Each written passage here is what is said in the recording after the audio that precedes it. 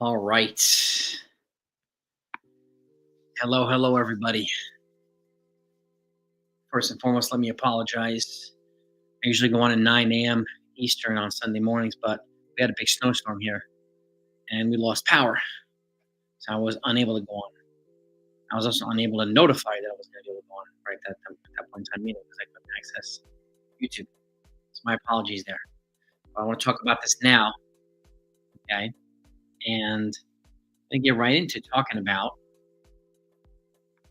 one thing, okay? A good middle distance and distance workout. It's tempo hills and tempo speed. Okay, tempo hills, then tempo, and then speed. This is a good way of addressing VO2 max as a middle distance runner and distance runner in a way that allows you to be a little bit creative, especially if it's super cold out and you have to improvise. You don't have access to an indoor track at all. Sometimes the footing might be not good, like it is today over here. Okay, so this allows you to, as a coach and athlete, to be creative in your training. Okay, in a way that's puts you in a position to still, when the weather's really cold and the temperature's not ideal, continue to build fitness, continue to develop your speed. And when the weather does become more favorable, you can access the track, you can access things you might not be able to access before. Okay, so this is a good way of doing it. Again, if you're a coach or an athlete, welcome if it's your first time here. If you enjoy the content enough to come back, I ask you to do two things. Hit that like button, make sure you subscribe to the channel. And you always have access to me anytime you need as well.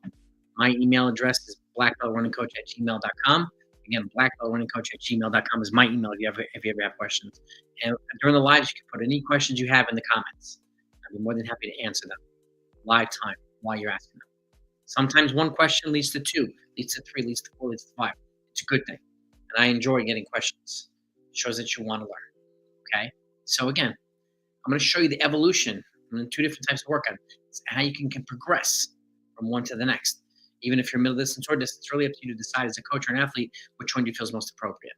Okay, but it's always a good warm up, drills and strides. And if you can do a tempo component, if you're able to lock into a certain pace, I encourage you to do a couple of 200s before that. 2 or 3 times a 200, a 200-minute jog. Let's just say you're looking to run the tempo runs. Say it's 6 minutes per mile. You're going to run them at 44 to 45 seconds. You run them at 5:20 per mile. You're going to run them at 39 to 40 seconds, and so on. Helps you lock into the pace before the workout starts. It puts you ahead of the game. We are right out of the gate. We have a question. Good afternoon, Rejon. My apologies for not going on this morning. We had a big snowstorm and we lost power. So, but I'm usually on, for as folks that know me, 9 a.m. Eastern time every Sunday morning. Wanted to get on now that we have power. So, and then it's still snowing here and it's super cold. So, well, good afternoon, Rejon. So today we're talking about, again, a creative way to build fitness and build workouts. And again, we'll put it on first slide up. Okay, you'll see here, workout one. Again, you do warm-up drills and strides, you do 200s. Then in the tempo efforts, 1.5 to 2 miles tempo at whatever pace. Sometimes if the footing isn't there for you, or if it's a little too cold, then you go by effort. Okay, 1.5 to 2 times, and let's just say it's 10 to 12 minutes at tempo, right? And or 10 to 12 minutes at a certain pace, or 10 to 12 minutes of tempo effort. You improvise if you need to. Then you take 5 to 6 minutes active recovery, always active. That way your body can stay warm. And then you do 4 times a 200-meter uphill. You jog down recovery as your recovery component. Okay, leaning into the hill up, leaning into the hill as you're down as well. This is your speed development and your leg speed and your VO2 max conditioning in a non-invasive way. It's a little bit easier on the legs when you're doing uphill runs. Okay, so you've gone from tempo to uphill now. You're attacking these uphills when the legs are a little bit tired. Then you take a 5 to 6 or 3-minute recovery after the last one, and then we're going to try to repeat that 1.5 to 2 mile tempo again. Let's just say it's again 10 to 12 minutes or 8 to 12 minutes, whatever it is. Okay, then you take a 5 to 6 minute active recovery, and then you try to do 4 times 200 on the flat with a 1-minute recovery. Okay, so you're doing tempos and uphills, then tempos and flat. The flat component allows you to accelerate on the back end of this, which in a track race, that's exactly what you're going to need, right? This teaches you how to build the leg speed after a tempo when the leg's fatigued. That simulates the end of a race, whether it's 800 or mile or 3K or 5K or 2 mile, whatever it might be, right? And you do your tempo again. It's like the third part of a race, and then you're accelerating on the back end of it as well. Okay, those flat accelerations. So these things help simulate a lot of races in the cold. Okay, and then you can progress from that to the next one, which is the same tempo component in the beginning, same recovery, and then 5 times 200-meter uphill. You add a rep on the uphill. Same jog down recovery. And then you do 3 minutes after the last one, you do the same tempo effort again, 5 to 6 minutes at the end of it. Then you do another 5, then you do 5 times 200 on the flats. You're adding a rep on the uphill, you're adding a rep on the flats. 1 minute recovery on the track. You try to do them at mild 800-meter pace if you can. Okay? Workout 2, we have a comment before I go any further. Last week, gave me a task to focus on substance 6 minutes. Well, how did it go? How did it go? This is something that might take a little while to work on, right? But it's something that you build on. You add volume at a certain pace that you're looking to lock into. So, but that's just something definitely I would highly encourage you to get used to, so to help you lock into a certain pace range, help you lock into pace range based on your current fitness, right? And that's what's important. So progressing the workout 3, same warm up, drills and strides, the same tempo. Then you do 5 to 6 minutes at the end. Then you add a rep on the uphill. Now we're going from 4 to 5. Now we're at 6 times 200 uphill. Jog down recovery is always nice and easy. 3 minutes after the last one, 3 minutes additional after the last one. Then you do the same tempo again, 5 to 6 minutes active recovery, and 6 times 200 meters on the flats. So each time you do this, and you can spread these out, let's just say you spread them out every 2 weeks, right? Something like that. The only thing you're adding here is volume at the uphill and 1 on the flat each week. 1 rep on the uphill, 1 rep on the flat each week. So the tempo is going to remain the same, whether it's effort or pace. Okay, we're doing this acceleration component added to the tempo. Okay, so this is a good middle distance sequence. You may find some distance runners who might need to use this as well. Okay, it's really up to you to decide as a coach. Okay, so that's segment 1, the progression workout 1, I should say. And again, anybody has questions, put them in the comments. I want to make sure this makes sense to you. Again, if you have the opportunity to lock into the pace that you're looking around for the tempo, that's the whole point of the 200s, right? It helps you find the pace. If you need to do effort, which sometimes you might need to do if it's super windy out or if the footing's not great, you do that. That's okay too. You're still getting the condition that you need to get. Okay? And you transition to the hill if you have a hill nearby, right? And then you go back to the tempo. Let's just say it's an open field loop or whatever. It could be around the school, around something around the campus, right? And you do some flat accelerations. And you could also be timed on a field or on the road or whatever it might be. If it's not snowy and it's grass, the grass is hard, you can do them on the flats. And let's just say 35 seconds, 30 seconds, 40 seconds, whatever it might be, right? Those are the flat accelerations. If you get an opportunity to do it on the track, do them on the track. Okay? As long as the footing is safe. Okay, that's the key. The footing's got to be safe if you take advantage of it. Before we go to slide 2, comments again. 6:06 first time, 5:36 in the next one. Now focus on doing try to be as even as possible, Richard. And you progress accordingly, right? You progress accordingly. You will get, more comfortable with the pace range. And then if you can go, let's just say you're trying to get to 20 minutes, right? Let's just say arbitrarily, you go 2 times 6 minutes, then next time you do it 12 minutes. Then you do 2 times 8 minutes. Then next time you do it 16 minutes. Then 2 times 10 minutes and 20 minutes. That's 6 pieces to help you get towards 20 minutes of tempo at a goal pace. By building it into pieces, allowing your body to adapt to the goal pace.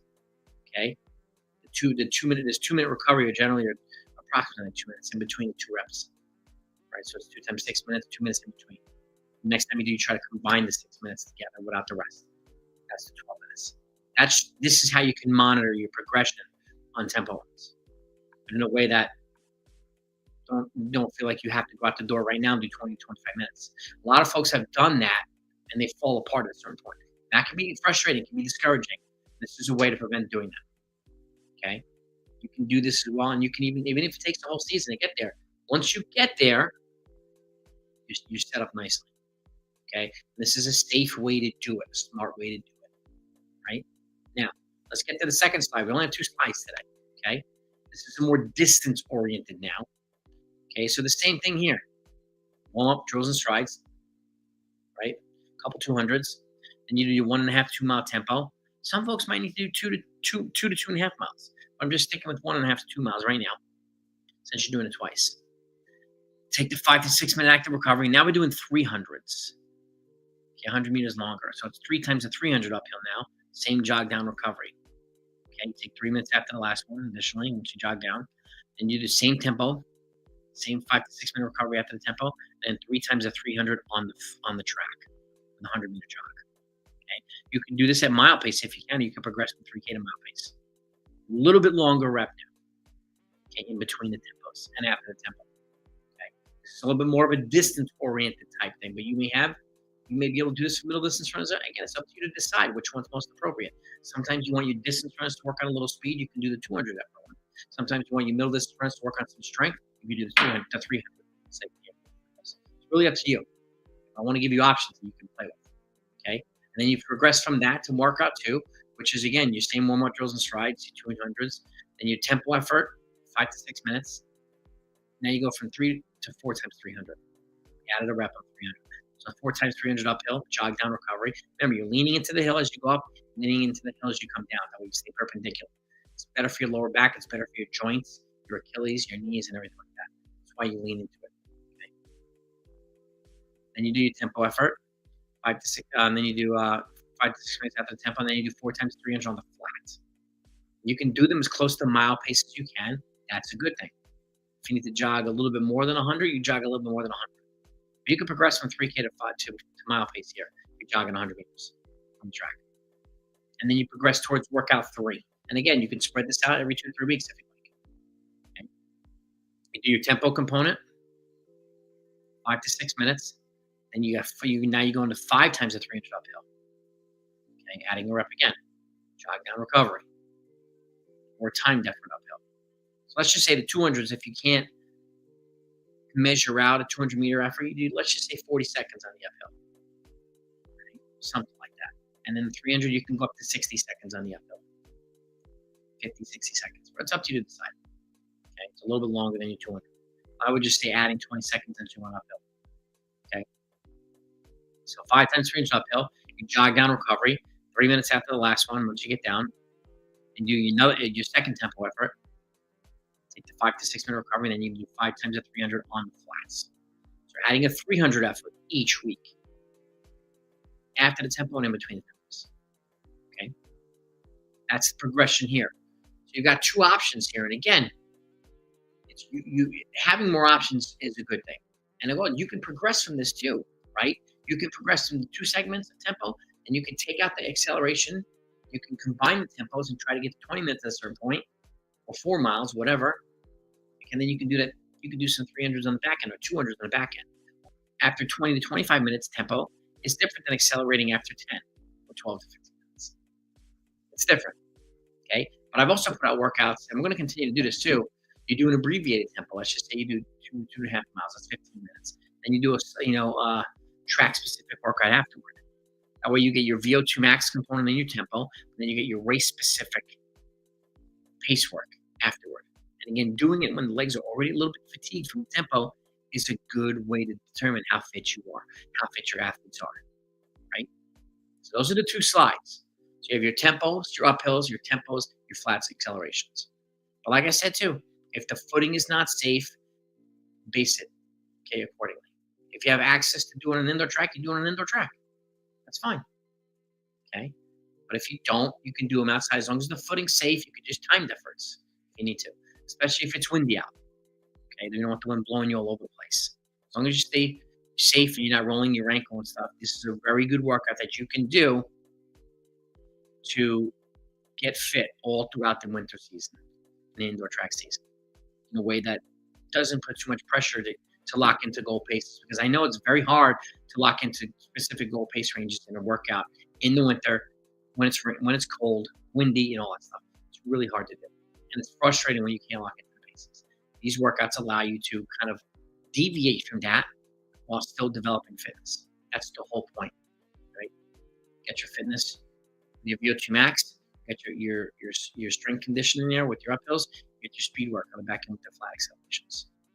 You're training multiple systems, and that's the key. You can train multiple systems throughout the whole season, throughout a whole year. You'll be shocked at how much fitness you'll gain. Okay, you don't always need to do this particular workout because Arkansas did it, because whoever did it, right? Texas did it. That's great that they did it, but they've taken years to build up to that point because NAU did it and so on. They got great workouts, but They didn't start from scratch doing those workouts. They built up to them. That's why some of these coaches are the best in the world. BYU women, Coach Taylor, they build up to those particular things. She's very good. She's one of the best coaches in the world, right? She shows it every year. Coach Mike Smith, formerly from Northern Arizona, Swiss Track Club, right? Dave Smith, Jerry Schumacher, all these folks, great coaches, right? In their own right. But these are some workouts that allow you to tap into that can do this stuff. You trust. So, yeah, this is the key, right? Find help that I mentioned an extra mile. You do a mile warm up. Yeah. Sometimes a mile warm up is not enough, right? Sometimes you need a mile and a half warm up. Sometimes you need a 2 mile warm up. You need to make sure that the body's, especially in the cold weather, the body's warmed up appropriately, right? And you do your drills and your strides and so on. Then you can do your tempo. And you can do your, yes, exactly. Exactly. So, and again, sometimes, and I say this too, sometimes the tempo rep after the warm up makes it easier to transition into the shorter, faster stuff. If you're doing, let's just say you're doing 200s at 800-meter pace for the workout itself, a mile rep at tempo pace helps you elevate the heart rate after the warm up, make it easier to transition to the shorter, faster stuff. And the 200s I mentioned in the beginning for the longer reps, right, allow you to also elevate the heart rate, but also put you in a position to find the pace that you're looking to run before having to look for it in the workout. I want you to maximize 100% of the workout, not 60%. I need the first couple of reps to find my pace. It doesn't have to be that way. That's the point of the 200s. If you're doing 5 times 1K for the workout, I don't want you locking into the pace of rep 3. I want you locking into the pace of rep 1, right? That's why the 200s are there, okay? And again, those types of things, John, and it's, a lot of people struggle pacing, man. A lot of people do. A lot of people feel good, they go out too fast. And when you start to get fit, it's easier to just go out faster. And sometimes one of the toughest things to do is to hold back. Restraint is, it's a frustrating endeavor, and we're competitive athletes by nature. We want to run fast. Sometimes you need to slow things down in training in order to race fast on weekends, right? That's the point of tempo runs. That's the point of threshold training. Allows you to continue to develop this type of stuff. And that's why I put the speed on the back end of it. That way people are like, okay, I need to run fast. You wait until the end of the tempo. You wait until the end of the threshold workouts. Then you can do some progression 150s, right? Where it's 50 float into 50 stride into 50 sprint. Each 50-meter segment gets faster, right? You're changing gears multiple times, but you're doing it after a tempo run, after a threshold workout, which is exactly what you're going to need to do at the end of an 800-meter race, at the end of a mile race. And if you can change gears multiple times, you'll take the sting out of a lot of kickers. And you'll throw off a lot of people too. Man, how did you start changing gears so many times? Because you practiced it. Every week, every month, every year. As you practice and get something like that down, you'll become a dangerous weapon on the track. Right? So that's the point of these workouts. And again, not every workout needs to be a flashy, sexy workout. It's stuff like this that'll help you build a lot of strength, a lot of mental toughness, right? Tempo runs, keep in mind, they simulate 5K races. You're kind of comfortably running hard, at some point uncomfortably running hard for an extended period of time. That's the point of a tempo, to simulate that, right? That way it doesn't feel foreign, especially in cross-country season. That's why tempo runs are such a good idea. It also makes it easier for you to, and I come across a lot of folks going, yeah, I run a 4:58 mile, but my 5K is mid-18s. Well, tempo runs are going to help you drop those chunks of time so you can get towards your more appropriate, which is a low 17 for a 4:58, and so on. If you have 90 seconds available to you of improvement in the 5K, I want you to be able to tap into it. And it's this type of stuff, tempo runs and threshold workouts, VO2 max training, 3K pace and 5K pace. That's going to help you drop chunks of time in the 3K to 2 mile and the 5K. That's the whole point of these things. And the more versatile you are on the track, the more dangerous you're going to be. Our middle distance runners should be able to step up. Our distance runners should be able to step down. You run a 2 mile in the beginning of the meet, you want to be able to come back and run a 4x8 later and still have your legs under you, right? That's the whole point of this. Sometimes people run a 500 early and need to come back and run a 4x8 later. It's going from short and fast to longer and slower. And the other way around, going from long and slower to shorter and faster. You got to be able to transition both directions. That's why these workouts are so good, right? Because you're not only putting speed on the back end, you're putting speed in between, right? So sometimes it's before the longer, slower stuff. Sometimes it's after. That way, you're familiar with going out hard, settling in, finishing hard, or accelerating at any point in time in a race, right? So for folks that struggle pacing, and again, it's completely normal to struggle pacing. These are the types of workouts that can help you overcome those types of stuff. Okay, you should go slightly faster than 800. You start struggling by that first 200 feeling. So a good way to run an 800 meter, let's just say you're looking to break 2 minutes, right? Just as the flat number.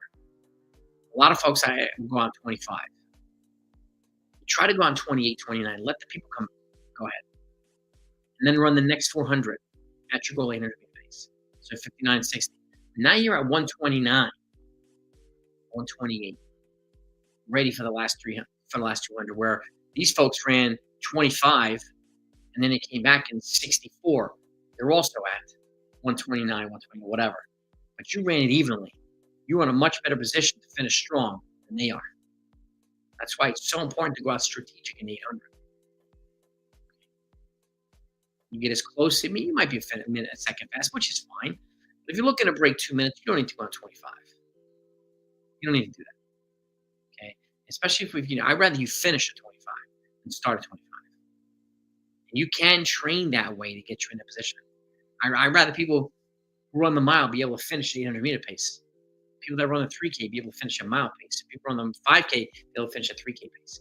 That's a sign of your improved fitness. And if you can, and you can train in a way that allows you to get faster towards the end, not the other way around. But we've also talked about workouts like bookend tempos, which are perfect for cross country, right? Let's just say you run a hard 300, take a minute recovery, simulates going out crazy like a bat out of hell in the beginning of a cross country race, then your 20-minute tempo in between. Take the minute again, and do another hard 300 on the back end. So you got going out hard, settling in, moving up, finishing hard. And then you can modify that stuff. You can make the 300 a 400. You can make the 400 a 600. It leaves up to you to decide, depending on the type of races that you run.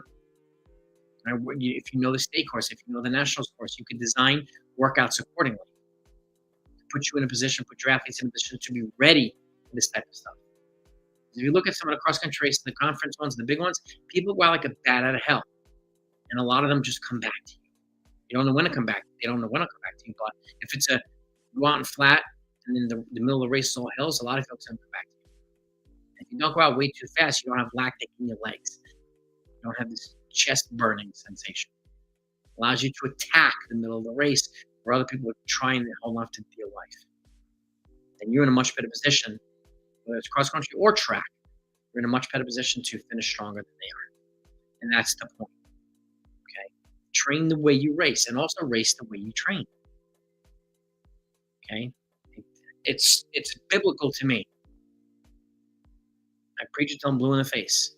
You can do both. And if you do, that's a good thing. A lot of folks will sometimes deviate from the race plan because someone else is faster than, well, I want to break 2 minutes today, but this guy's going to run 152. If you're ready to run 152, you'll be able to run 152 in a race. If you're not, you'll know that way ahead of time. If you're 202, 202, 202, and you're going to break 2 minutes, there's a very slight chance you're not ready to run 152 yet. Okay? If you're not doing the training either. But that's what the coach's job is. To be able to tell you, okay, you're ready to pop a good one. That's why doing this, taking notes is so important. During workouts especially. Say, okay, he or she had some great workouts these last 6 or 8 weeks. They're ready to rip in a race. Right? And then you say, when they run the best races, this is the training that we did leading into the races. You know exactly what put them in a position to do that. Right? That's why it's so valuable to take notes as a coach if you can. And not wing it. Right? And you can modify your training accordingly. You can break things up in the training groups if you need to. So that people are running the same workouts, but separating them to different training groups to make sure that everybody gets the appropriate recovery in between the reps, which is absolutely critical. Right? So that's today's session. Okay, hills, tempo hills, and tempo and flats.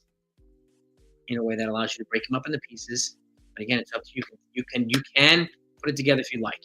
And then either doing the uphills afterward or the flats afterward, or do a little bit of both. It's up to you to decide whether you're ready for that or your athletes are ready for that. So hope you found it helpful. A thumbs up if you did. Okay. And if anybody has any other questions, please make sure you ask them now before I wrap this up. I'll let you go have a great weekend. I'm gonna go out and do a little bit more shoveling soon, because it's almost like a blizzard here. So, um, John, keep up the good work, man. Keep up the good work. I hope you found it helpful. And again, folks, you see this? Let your teammates know. Let your other friends know. Anybody that runs or you think might be benefit from this channel, please let them know about the channel. Right? I really appreciate it. I'm going to try to get to 10,000. So I want to try to get to 7,000 subscribers by the end of this year if I can. My goal is 10,000 in 2026. We can do that. We'll see. So thanks so much for joining as always. Have a wonderful weekend and a great week. And if I don't see you, happy holidays. Whatever you celebrate, may it be merry, may it be happy. Okay? Be safe and God bless.